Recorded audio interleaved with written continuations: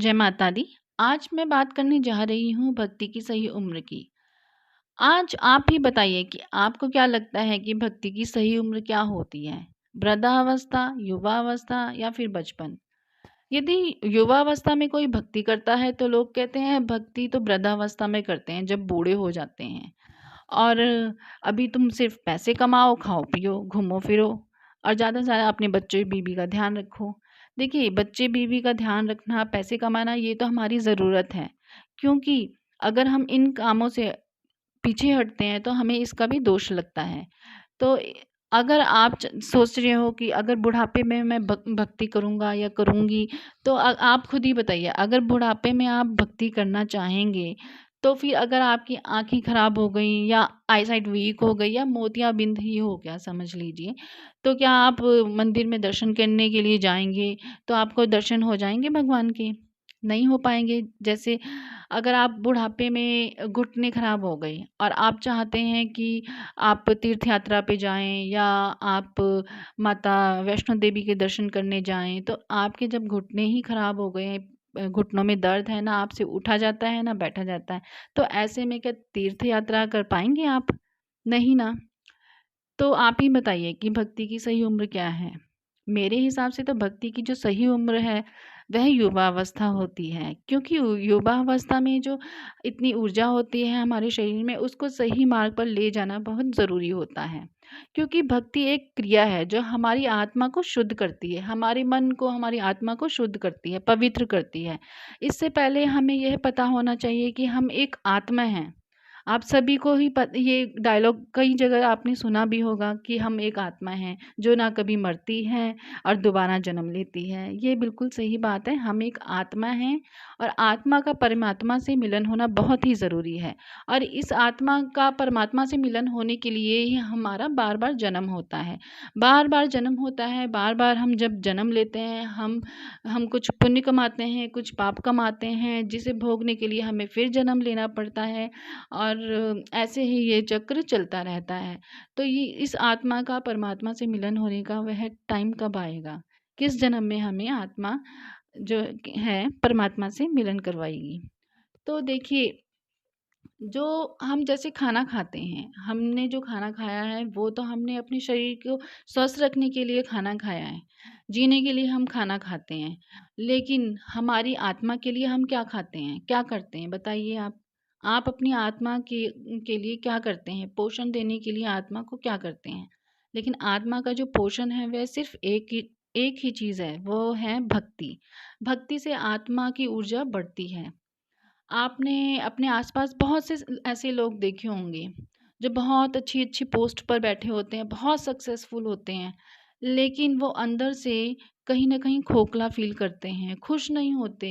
आप कभी मिलोगे, आप सोचोगे वाओ! वो कितना रिच है, उसके पास इतने पैसे हैं, वो इतना सक्सेसफुल है।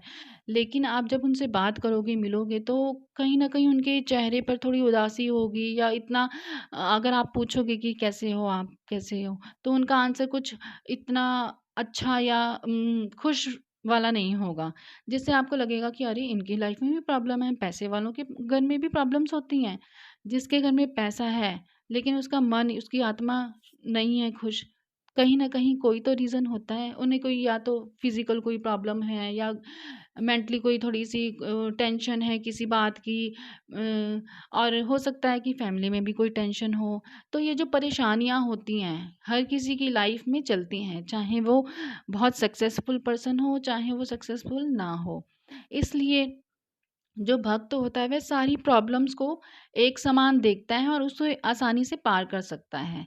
जैसे कि फॉर एग्ज़ाम्पल आप एक साइकिल लीजिए। अगर आप साइकिल से कहीं जा रहे हो, 4 किलोमीटर आप गए, आप 4 किलोमीटर ट्रैवल करके साइकिल पे जा रहे हो चलाकर, तो साइकिल जब चलाओगे तो बीच में रास्ते में गड्ढे भी आएँगे, कंकड़ भी आएँगे, पत्थर भी आ सकते हैं। जो आप साइकिल से जाओगे इतना कंफर्टेबल फ़ील नहीं होगा, है ना? लेकिन अगर वहीं आप ये 4 किलोमीटर का जो डिस्टेंस कवर करोगे, वो मर्सिडीज़ से करोगे, तो आप मर्सिडीज़ में बैठ के ना तो आपको झटके लगेंगे गड्ढों के, ना ही आपको पत्थर या कंकड़ कुछ भी आ रहा हो गाड़ी के नीचे, कुछ भी नहीं पता चलेगा। स्मूथली आपकी गाड़ी आपको आपने जहाँ जाना है, वहाँ तक पहुँचाएगी। इसी तरह से भक्ति होती है। जो भक्ति करता है उसकी लाइफ भी ऐसे ही मर्सिडीज़ की तरह बिना कंकड़, गड्ढे और पत्थर के आने से डगमगाए बिना चलती रहती है, वो भी स्मूथली। और जैसे कि अगर हम मर्सिडीज़ में बैठ के जा रहे हैं, तो फिर आराम मिलता है, हमें कोई टेंशन नहीं होती, फ्री होके आराम से हम अपने रास्ते को क्रॉस कर जाते हैं। और जीवन भी इसी तरह से होती है हमारा, जो हमारी जैसी भक्ति है, हम जो भक्ति करता है, इस तरीके से एक जो भक्ति करने वाला होता है, उसकी लाइफ में जो भी प्रॉब्लम्स, मुसीबत आती हैं, वे पता तक नहीं चलती उसे कि वे कब ख़त्म हो गई और वह रास्ता, जो खराब रास्ता उसके लिए था, वो कब पार कर चुका है और आगे निकल चुका है ना? तो ये एक एग्ज़ाम्पल हो गया। और साइकिल मर्सिडीज़ का एक और एग्ज़ाम्पल देती हूँ ऐज के लिए कि क्या सही ऐज है। देखिए, जब आप ये सबने ही देखा है, गीता का उपदेश कृष्ण भगवान ने दिया था अर्जुन को। और जब वह उपदेश उन्होंने दिया था अर्जुन को, तो उम्र क्या थी अर्जुन की? यंग थे वो, युवावस्था थी उनकी, और वो मैरिड भी थे, गृहस्थ जीवन भी जीते थे। और वो उन्होंने गीता का उपदेश भी उनको मिला सुनने के लिए, है ना? तो जिन्होंने, दोनों की ही युवावस्था थी, उपदेश देने वाली की और उपदेश सुनने वाली की भी। तो इससे भी पता चलता है कि हमें जो भक्ति करनी है उसकी कोई उम्र नहीं है।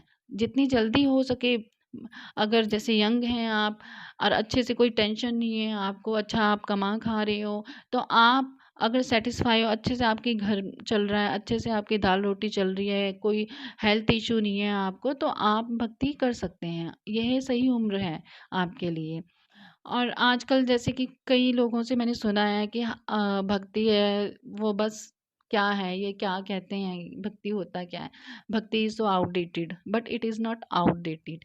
जब हम आगे ग्रंथों का अध्ययन करते हैं, हम जब ग्रंथों को पढ़ते हैं, तभी हमें पता चलता है कि हमें अपना जीवन कैसे जीना है। देखिए, जब भी हम कुछ भी लेने जाते हैं, जैसे कि फ़ोन ही ले लीजिए।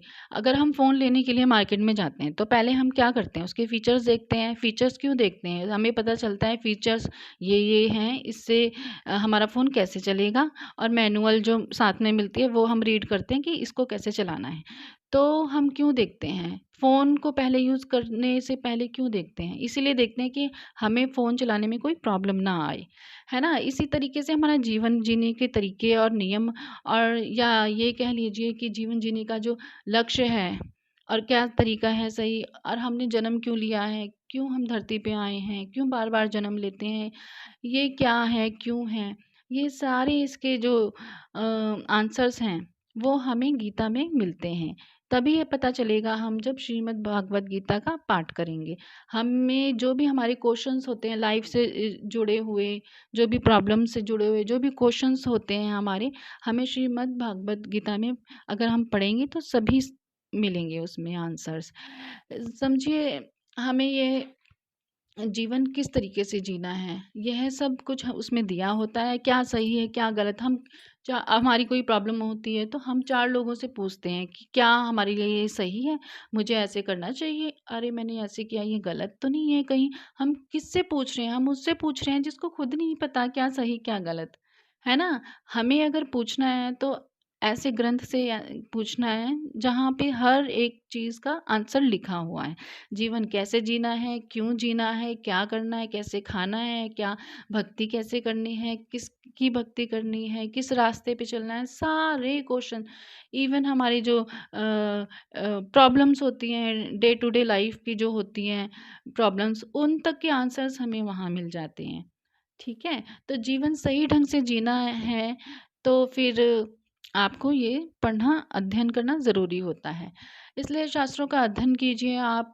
और देखिए, उम्र का तो पता नहीं चलता कब निकल जाता है। वैसे भी अब उम्र वो नहीं रही कि 100 साल या 110 साल कई जीते थे, वो तो बिल्कुल भी नहीं रही है। तो उम्र कब निकल जाएगी, पता भी नहीं चलेगा। ये सब कुछ एक सपना जैसा लगेगा। आखिरी में यही बैठ के कह सकेंगे कि हाँ, बुढ़ापा इतनी जल्दी आ गया, अरे! हमें तो पता ही नहीं चला। तो जीवन हमने जीना है, वो भी खुशी से जीना है, हर्ष उल्लास से जीना है, और साथ में हमें भक्ति को भी अपने जीवन में एक विशेष स्थान देना है। ठीक है? अपना जीवन जिए, चाहे चाहे आप मैरिड हो या अनमैरिड हो।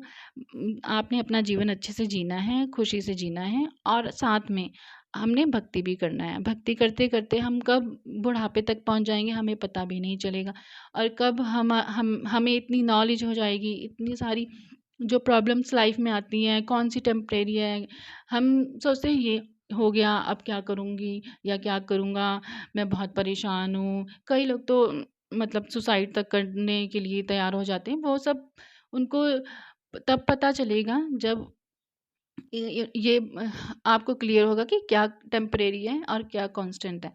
तो अपने माइंड को बहुत शांत रखिए, भक्ति से आपकी आत्मा शुद्ध होती है, आप भी शुद्ध होंगे, आपके विचार शुद्ध होंगे, आपके आस-पास का जो एनवायरनमेंट है वो भी शुद्ध होगा। आप जब भक्ति के रास्ते पे चलते हो तो आपको अपने जैसे ही बहुत सारे लोग दिखने लगते हैं, बहुत सारे। अगर नहीं दिखते हैं तो आपको देख के बहुत सारे आप जैसे ही बन जाते हैं, है ना? तो आप देखिए, कोशिश कीजिए, युवावस्था में हैं तो ये मत सोचिए बुढ़ापे में हम करेंगे भक्ति, ये सही समय है।